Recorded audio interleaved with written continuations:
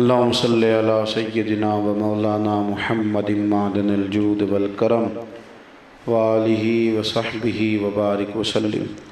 حمد و صلاة کے بعد عزیز دوستو، بزرگوں اور بھائیوں،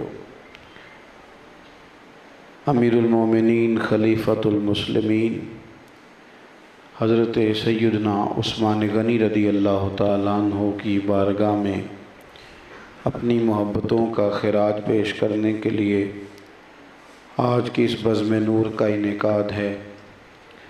حضرت علامہ خادمی صاحب رحمۃ اللہ علیہ، علامہ ساکی صاحب رحمۃ اللہ علیہ، حافظ صاحب کے والدین، اللہ تعالیٰ تمام مرحومین کی قبروں پہ اپنی رحمت کا ساون بھادوں برسائے۔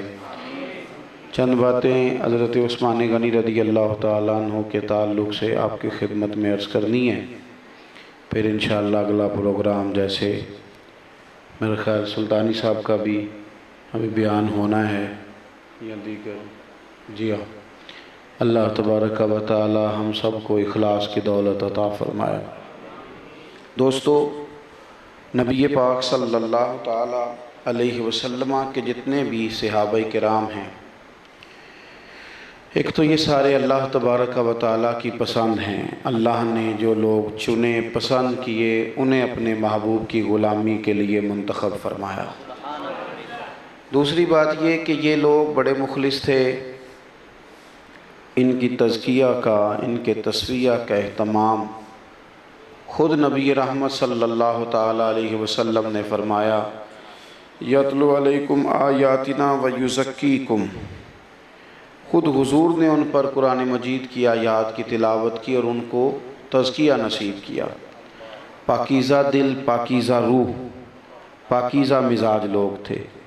اس زمین نے، آسمان نے اتنے خوبصورت لوگ نہ اس سے پہلے کبھی دیکھے نہ اس کے بعد کبھی دیکھے، اور تمام صحابہ عادل ہیں، شکا ہیں، مضبوط ہیں۔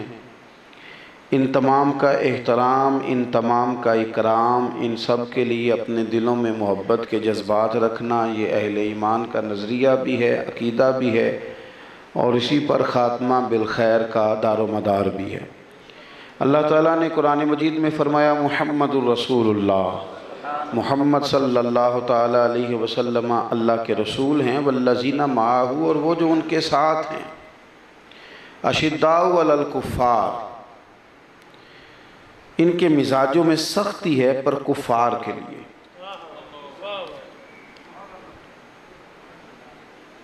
جس طرح کسی صالح آدمی کی محبت رکھنا انسان کے دل کو دین پر مضبوط کرتا ہے، اسی طرح نفرت کا بھی پورا باب ہے۔ بخاری مسلم میں پورا ایک باب ہے کہ محبت کرو تو اللہ کی رضا کے لیے، اور بغض بھی رکھو تو من احب للہ و ابغض للہ۔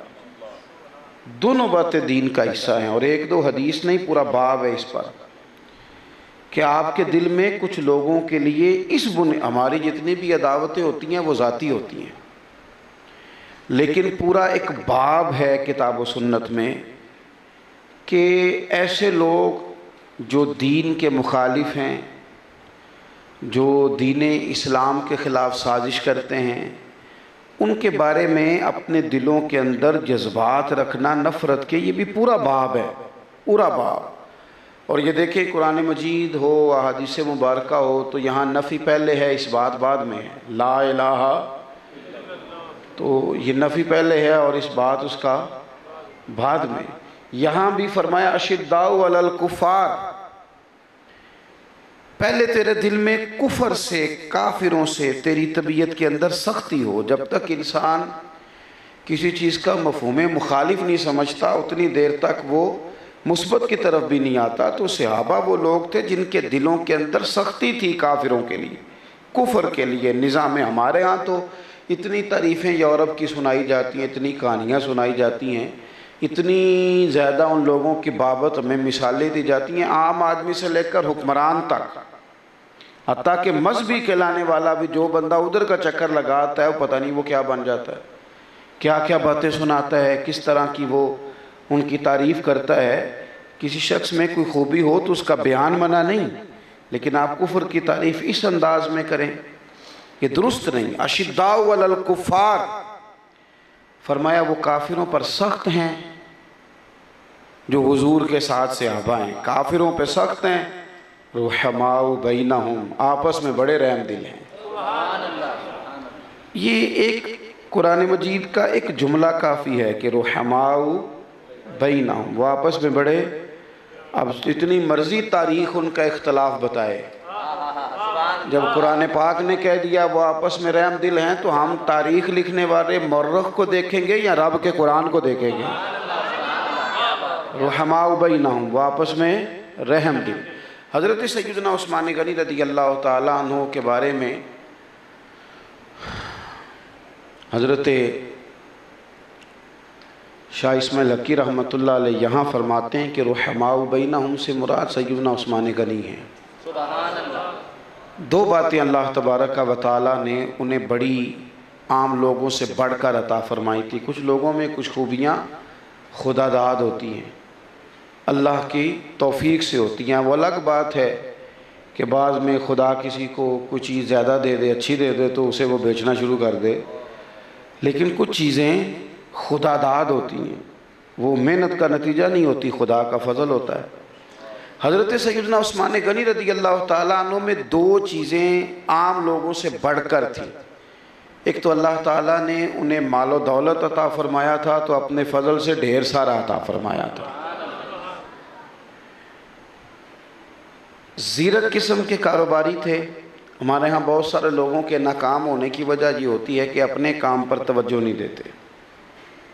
آج کل تو ویسے ہی توجہ نہیں ہے، جو بندہ بھی جو کام کر رہا ہے ساتھ وہ موبائل چلا رہا ہے، تو کسی شے پہ بھی توجہ نہیں، معاملہ ہی ختم ہے۔ اور ہمارے بچے جو ہیں یہ تو بیچارے اب خوابوں کی دنیا میں زندہ رہتے ہیں، یہ سمجھتے ہیں زندگی وہ ہے جو موبائل کے اندر ہے، حالانکہ ایسا نہیں ہے۔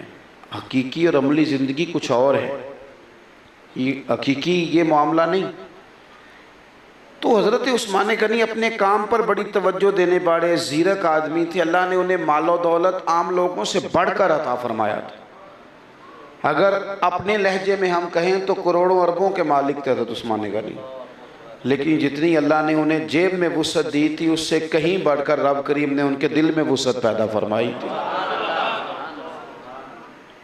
ان کے دل میں بھی اللہ نے اتنی زیادہ وسعت رکھی تھی، اور بخاری میں باب ہے پورا کہ بندہ جو غنی ہوتا ہے وہ دل کا غنی ہوتا ہے۔ غنا مالاں والے سخی نہیں ہوندے تے سخیاں کل مال نہیں ہوندا، ایتھے اوتھے دوویں جہانی سخی کنگال بھی نہیں ہوندا۔ یہ جو سخاوت ہے یہ آپ کے دل کی کیفیت کا نام ہے۔ حضرت عثمان غنی رضی اللہ تعالیٰ عنہ اپنے مزاج کے لحاظ سے بڑے زبردست سخی تھے، اور سخاوت ان کی طبیعت کے ساتھ منسلک تھی، ان کا دل کرتا تھا۔ نبی کریم صلی اللہ تعالیٰ علیہ وسلم کے گھر میں انہیں پتہ چلا کہ کافی دنوں سے سفر پہ تشریف لے گئے تھے، تو کافی دنوں سے ظاہری طور پر کھانا نہیں پکا، حالات کچھ اور طرح کے ہیں۔ واپس آئے، پکا پکایا کھانا بھی بھیجا، اہل بیت نبوت کے لیے بارگاہ میں نذرانہ کیا، اور راشن بھی بھیجا، اور 300 دیناروں کی تھیلی بھی بھیجی، اور ساتھ معافی بھی مانگی کہ مجھے بے پتہ دیر سے چلا ہے ورنہ جلدی نذرانہ پیش کر دیتا۔ حضرت طلحہ رضی اللہ تعالیٰ عنہ کہتے ہیں میں نے ان سے بطور قرض کچھ پیسے لیے، اور میں نے جب وقت پر وہ لوٹانے چاہے، چونکہ میں نے تو طے کیا تھا کہ یہ قرضہ ہے، اور میں نے انہیں جب لوٹانا چاہا کہ قبول کر لیں تو فرمانے لگے طلحہ تم نے تو جو کہا تھا وہ کہا تھا، لیکن میں نے جب دیا تھا اسی وقت ہی تحفہ بنا کے دیا تھا، تم اسے رکھ لو۔ حضرت عثمان غنی رضی اللہ تعالیٰ عنہ سخاوت حج کرنے جاتے تھے تو وہاں اعلان فرما دیتے تھے کہ حاجی زادرہ تو لے آئیں پر کھانا نہ پکائیں، کھانا سب کو عثمان غنی کھلا دیا کریں۔ طبیعت اور مزاج میں غنا تھا۔ ہمارے ہاں نا لوگوں کے مزاجوں میں سخاوت نہیں۔ کل تک جو بندہ کہہ رہا تھا نا اللہ تعالیٰ مجھے دولت دے تو پھر میں بڑی خرچ کروں گا، جب اللہ اسے دولت دیتا ہے پھر اسے سامنے والا پلاٹ پسند آ جاتا ہے۔ جو کہہ رہا تھا نا کہ کل مجھے اللہ تعالیٰ کچھ دے تو میں بانٹوں گا، پھر جب اسے ملتا ہے تو پھر اسے ایک نئی گاڑی پسند آ جاتی ہے، پھر جب اس کے پاس دولت آتی ہے تو پھر اس کا مزاج اور سٹیٹس یہ ہو جاتا ہے کہ اس کے خرچے بھی بڑھ جاتے ہیں۔ میں نے دیکھا ہے بعض لوگ بیچارے سارا دن آئینے کے سامنے کھڑے ہیں، نیا سے نیا جوڑا، نئے سے نیا روپ۔ بھئی آپ جو ہیں آئینے نے وہی بتانا ہے، وہ جھوٹ نہیں بولے گا۔ تو آپ اتنا زیادہ زور کس بات پہ لگا رہے ہیں؟ قزنام نام کا ایک لباس تھا، وہ عرب شریف میں جو درمیانے متوسط طبقے کے لوگ تھے وہ بھی پہن لیتے تھے، یعنی امیر بندہ وہ تو اس سے مہنگے پہنتا تھا، لیکن جو درمیانہ آدمی تھا وہ بھی اس لباس کو خرید لیتا تھا، پہن لیتا تھا۔ حضرت نے وہ بھی نہیں کبھی پہنا، سادے کپڑے پہنتے تھے۔ یہ ہماری سوسائٹی کے اندر جو زیادہ مہنگائی ہوتی ہے یہ ان لوگوں کی وجہ سے ہوتی ہے جو نخرے پورے کرتے ہیں، ان لوگوں کی وجہ سے ہوتی ہے جو معاشرے کے اندر اس طرح کی چیزیں لے آتے ہیں کہ جن کی وجہ سے غریبوں کے لیے بھی مشکلات بڑھ جاتی ہیں۔ حضرت عثمان غنی درمیانے طبقے کا جو انداز ہوتا وہ بھی نہیں، اس سے بھی نیچے سادہ لباس، اور یہ مزاج تھا، سادگی بھی آپ کی طبیعت میں ہوتی ہے، یہ مزاج تھا۔ لیکن جب سخاوت کی باری آتی تھی، ہمارے ہاں ایک اور بھی مسئلہ ہے، لوگوں کی مجبوریاں خریدتے ہیں۔ پتہ چل جائے نا یہ غریب آدمی مقروض ہو گیا اور اس کا مکان بک رہا ہے، تو پھر لوگوں کا طریقہ یہ ہوتا ہے کہ وہ پتہ چل گیا اس کو ضرورت ہے تو پھر تو ریٹ ہی کوئی نہیں لگتا، پھر تو گیا کام سے سارا کچھ۔ حضرت عثمان غنی رضی اللہ تعالیٰ عنہ جب دیکھتے تھے نا کہ لوگوں کو ضرورت زیادہ ہے، ہمارے ہاں ادھار بھی اس کو دیا جاتا ہے جو مالدار ہو، غریب آدمی کو اس لیے لوگ ادھار نہیں دیتے، واپس کیسے کرے گا؟ حضرت عثمان غنی رضی اللہ تعالیٰ عنہ چونکہ وسعت رکھتے تھے طبیعت میں، غنا تھا مزاج میں، تو جن دنوں لوگوں کو زیادہ حاجت ہوتی، حضرت عمر فاروق رضی اللہ تعالیٰ عنہ کے زمانہ مبارکہ میں قحط ہو گیا تھا، غلہ نہیں ملتا تھا، حالات کی سختی اس طرح کی تھی کہ غریب لوگوں کو کئی کے دن گزر گئے تھے روٹی کھائے، تو کئی اونٹ حضرت عثمان غنی کے مال کے بھرے ہوئے لائے گئے مسجد میں، تو ابھی وہ اونٹ قریب پہنچے نہیں تھے کہ تاجر پہلے آ گئے، کہنے لگے عثمان ہم نے بھی کبھی ایسا سودا نہیں خریدا جسے دیکھا نہ ہو، لیکن چونکہ حالات اس طرح کے ہیں غلہ ملتا نہیں، تو ہم نہیں دیکھتے کہ اس میں گندم کتنی ہے اور اس میں فلاں چیز کتنی ہے، اور آپ پر اعتماد کرتے ہیں جتنے کا آپ نے لیا ہے آپ ہم سے ڈبل لے لیں، آپ جو کہہ دیں گے۔ تو حضرت عثمان غنی کہنے لگے اگر مجھے زیادہ نفع ملتا ہو تو، یہ تقریر ہے، یہ میں کر رہا ہوں آپ سن رہے ہیں، ہمارا مزاج ہے، روز سنو تقریریں، روز کرو تقریریں، صبح تقریر، شام تقریر، لیکن میاں یہ کام کس دن کرنا ہے؟ ہم تو سگے بھائی سے پیسے چھپا کے رکھتے ہیں۔ ہاں ایک امیر ہوتا ہے وہ چھپا لیتا ہے، وہ کہتے ہیں اس کو روز ضرورت پڑتی، یہ کرنا کس دن ہے؟ ان کاموں کا وقت کب آئے گا؟ نشستن گفتن برخاستن، بیٹھو باتیں کرو اٹھ کے چلے جاؤ، یہی زندگی ہے کیا؟ حضرت سیدنا عثمان غنی رضی اللہ تعالیٰ عنہ، او بھائی مجھے زیادہ نفع مل رہا ہے،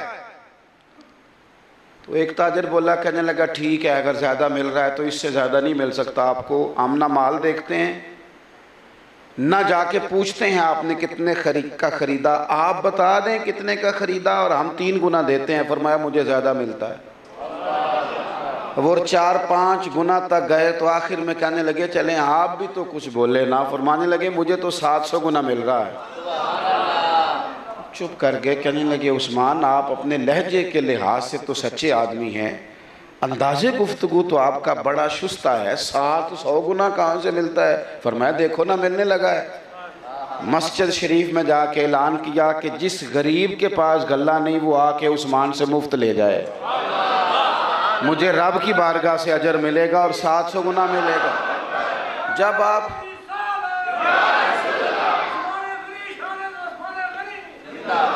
سنیں جی، اللہ آپ کو جزا دے، ایک تو اپنے مزاج میں اور غریب آدمی، دیکھیں یہ تو کروڑوں دینے والے لوگ ہیں، مدینہ شریف میں ایک غریب آدمی نے 1 کلو کھجوریں بھی دی تھی، اللہ کے محبوب صلی اللہ تعالیٰ علیہ وسلم نے ڈھیر کے اوپر ان ساری کھجوروں کو بکھیر کے کہا تھا جتنا سب کو ثواب ملے گا اتنا رب تجھے بھی عطا فرمائے۔ اپنی طبیعت میں مطلب ایک ایک غریب بچے کا تو خرچ ہم لے سکتے ہیں نا، اپنی گلی میں ایک آدمی کی دوائی کا خرچہ تو اٹھا سکتے ہیں نا، ایک کی پڑھائی کا خرچہ تو لے سکتے ہیں نا، کسی کو کھانا تو کھلا سکتے ہیں نا۔ اپنی طبیعت میں غنا پیدا کریں۔ ہم نا اپنے اندر بند ہو کے رہ گئے ہیں، اپنی ذات سے اٹھ کر سوچنے کا مزاج ختم ہو گیا، نفس کی غلامی اتنی زیادہ ہو گئی ہے کہ ہمیں خدا مجھے ایسی خدائی نہ دے کہ اپنے سوا کچھ دکھائی نہ دے۔ اس طرح کمزور ہو جائیں گی، صلاحیتیں بھی زانگ آلود ہو جائیں گی۔ دوسری بات، حضرت عثمان غنی میں عام لوگوں سے زیادہ بڑھ کے یہ تھی کہ وہ خوبصورت بہت زیادہ تھے،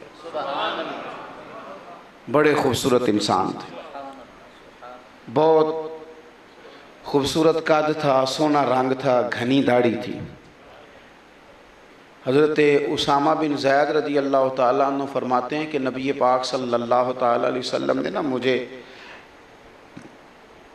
کچھ شوربہ دے کر، اللہ کے حبیب علیہ السلام نے فرمایا نا کہ جب گوشت پکاؤ تو شوربہ ذرا زیادہ پکا لو۔ ویسے آج کل تو خیر شوربہ پکتا ہی نہیں، بھنا گوشت پکتا ہے، غریب جو ہوئے زیادہ لوگ، اب کہاں شوربہ، اور کیا شوربے کی ضرورت، تو بھنا ہوا گوشت پکتا ہے اللہ ماشاءاللہ۔ فرمایا کہ یہ شوربہ زیادہ پکاؤ اور اپنے پڑوسی کو بھی اپنے سالن میں شریک کر لو۔ فرماتے ہیں محبوب نے گھر میں کوئی سالن بنایا تھا تو مجھے محبوب نے فرمایا کہ اسامہ یہ میری بیٹی رقیہ کے گھر دے آؤ۔ نبی پاک علیہ الصلوۃ والسلام کی بڑی صاحبزادی کا نام حضرت زینب ہے، دوسرے نمبر پر جو شہزادی ہیں ان کا نام سیدہ رقیہ ہے، تیسری کا نام حضرت ام کلثوم ہے، اور چوتھی شہزادی حضرت سیدہ فاطمہ الزہرا ہے۔ اور جناب زینب حضور کی وہ عالی شان صاحبزادی ہیں کہ جن کا صرف ہار دیکھ کے ہی حضور کی آنکھوں میں آنسو آ گئے۔ اور جناب رقیہ کی یہ شان ہے کہ نبی پاک صلی اللہ علیہ وسلم نے حضرت عثمان غنی رضی اللہ تعالیٰ عنہ کو چھوڑ دیا، مدینہ منورہ بدر میں نہیں لے کے گئے، فرمایا تو میری رقیہ کا خیال کر، تجھے گھر رہنے پر ہی اللہ جہاد میں جانے کا ثواب عطا کرے گا۔ حضور کی جو شہزادیاں ہیں یہ نور زادیاں ہیں۔ ہم لوگ اصل میں پراپوگنڈے کا شکار ہے نا، غیر چونکہ ایک شہزادی کی بات کرتے ہیں تو پھر ہمارا بھی ایک مزاج بن جاتا ہے اور ادھر ادھر جانے کو تیار نہیں ہوتے۔ 4 شہزادیاں محبوب کی، چاروں۔ مجھے ایک دن ایک صاحب کہنے لگے جی حضور کے کسی اور نواسے کا بھی ذکر کریں، میں نے کہا کتابیں پڑھو ذکر ملتا ہے۔ حضرت امامہ بنت زینب بخاری میں موجود ہے، نبی پاک علیہ السلام کی سب سے بڑی نواسی ہیں، جناب زینب کی صاحبزادی ہیں۔ حضور جب نماز پڑھنے مسجد میں آتے تھے تو اس نواسی کو گود میں اٹھا کے ساتھ لایا کرتے، ساتھ لاتے تھے اللہ کے محبوب۔ بہرحال یہ عنوان نہیں ہمارا۔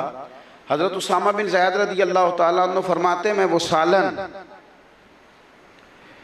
دینے کے لیے گیا حضرت عثمان غنی کے گھر میں سیدہ رقیہ کو، تو کہتے ہیں میں چھوٹا بچہ تھا لیکن میں نے دنیا بڑی دیکھی تھی، چونکہ حضور کے پاس رہتا تھا تو سینکڑوں لوگ آتے تھے، سینکڑوں جاتے تھے۔ فرماتے ہیں وہ سالن لے کے جب میں حضرت عثمان غنی کے گھر میں حاضر ہوا اور وہ سالن جیسے ہی میں نے ان کے ہاں پہنچانا چاہا تو دونوں میاں بیوی حضرت عثمان غنی اور حضور کی شہزادی فرماتے ہیں دونوں بیٹھے تھے سامنے، میں نے انہیں دیکھا تو میں تو دیکھتا ہی رہ گیا، اتنے خوبصورت لوگ تو میں نے کبھی دیکھے ہی نہیں، اتنا نورانی چہرہ حضرت عثمان غنی کا۔ جناب اسامہ بن زید رضی اللہ تعالیٰ عنہ فرماتے ہیں واپس آ کر میرا خیال تھا کہ عرض کروں گا یا رسول اللہ اتنی نورانی جوڑی میں نے نہیں کبھی دیکھی، لیکن کہتے ہیں مجھے کہنا ہی نہیں پڑا، میں آیا تو مجھے دیکھتے ہی حضور فرمانے لگے اسامہ دیکھا میری بیٹی اور میرے داماد کو، اتنے سونے لوگ پہلے بھی کبھی دیکھیں؟ بہت خوبصورت ہے حضرت عثمان غنی، بہت خوبصورت۔ لیکن حسن جو ہوتا ہے نا وہ نمائش کے لیے نہیں ہوتا، اور حسن گورے رنگ کے نام کا بھی نام نہیں۔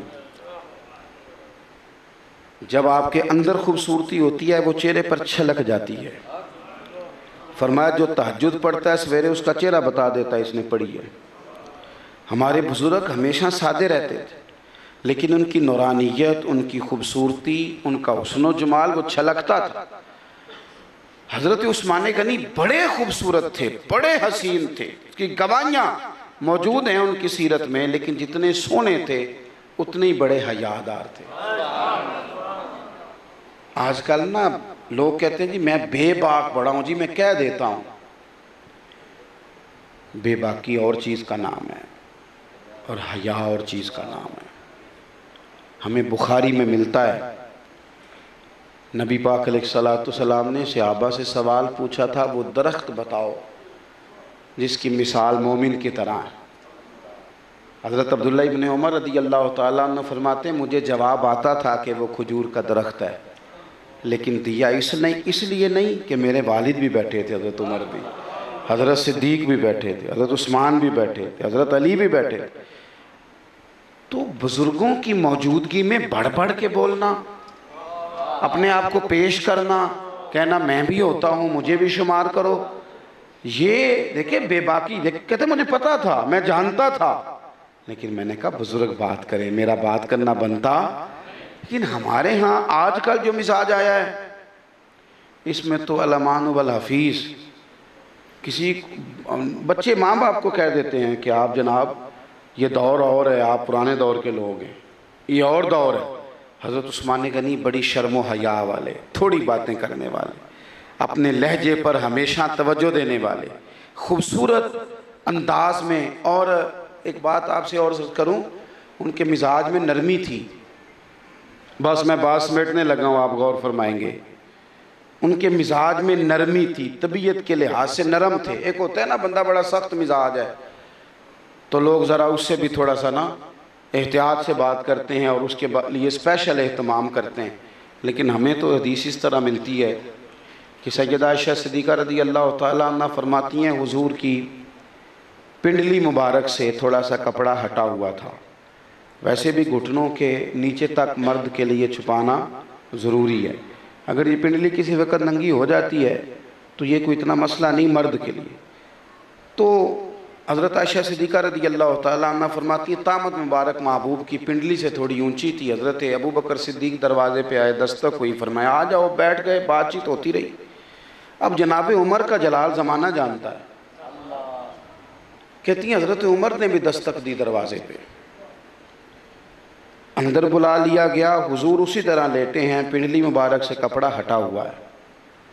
آپ اگر ایک نفیس آدمی ہیں نا، آپ کا مزاج نفاست پسند ہے اور لوگ جانتے ہیں، تو بھئی اس کے جو اثرات ہیں اس کا بھی انکار نہیں کیا جا سکتا۔ ضروری تو نہیں آپ کو ہاتھ میں ڈنڈا پکڑ کے اپنی عزت کروانی پڑے، ضروری تو نہیں کہ آپ بار بار احتجاج کر کے آپ اپنے مزاج میں نفاست لائیں، تو بڑی ساری چیزیں ویسے بہتر ہو جاتی ہیں۔ سیدنا عثمان غنی رضی اللہ تعالیٰ عنہ تیسرے نمبر پہ تشریف لائے، اور یہ آنے کی ترتیب بھی دیکھ لیں، یہ وہی ترتیب ہے جو رب تعالیٰ نے پہلے سے طے فرما دی ہے، اس ترتیب کو بھی ذرا دیکھیں، ان کا آنا بھی دیکھیں۔ تو حضرت صدیقہ رضی اللہ تعالیٰ عنہ فرماتی ہیں دروازے پہ دستک ہوئی، کون ہے دروازے پہ؟ یا رسول اللہ عثمان غنی ہے۔ فرمایا ذرا ٹھہر نہیں جاتے؟ کہتی سیدنا عثمان ٹھہر گئے، حضور پہلے ذرا اٹھ کے بیٹھے، طامت مبارک کو سمیٹا، فرمایا آ جاؤ۔ سیدہ کہتی ہیں وہ تو کلام کر کے بات کر کے تشریف لے گئے، تو میں عرض گزار ہوئی کہ یا رسول اللہ صلی اللہ علیہ وسلم محبت، پیار، شفقت پہلے دعانے والے حضرات سے بھی آپ کی بہت ہی زیادہ ہے، لیکن آپ بیٹھے رہے۔ اسی طرح عثمان آئے ہیں تو آپ نے کوئی خاص اہتمام کیا ہے؟ تو محبوب نے فرمایا عائشہ اس عثمان سے حیا نہ کرو جس سے فرشتے بھی حیا کرتے ہیں۔ اب وہ کتنا بڑا بے حیا ہے جو اس عثمان کا حیا نہیں کرتا جس کا مدینے والے رسول بھی حیا کرتے ہیں۔ وہ کتنا بے حیا ہے، حضرت عثمان کا حیا نہیں کرتا جن کا حضور حیا کرتے ہیں اتنا۔ اور میں آپ سے ایک بات عرض کروں، ہمارے ہاں کچھ لوگوں میں انسانیت نہ تھوڑی زیادہ ہی بڑھ جاتی ہے۔ ویسے تو 2 مرلے زمین کا رٹا ہو تو بھائی کا جنازہ نہیں پڑھتے،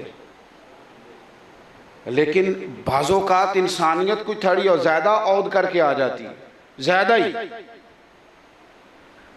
ایک شخص کا جنازہ لایا گیا تھا تو اللہ کے رسول نے فرمایا نہیں پڑھوں گا، حضور آپ تو سب گناہ گاروں پہ کرم فرماتے، اس کا کیوں نہیں پڑھنا؟ فرمایا یہ میرے عثمان سے بغض رکھتا تھا۔ حضرت عثمان سے بغض رکھنے والا تو مر جائے تو حضور جنازہ بھی نہیں پڑھاتے۔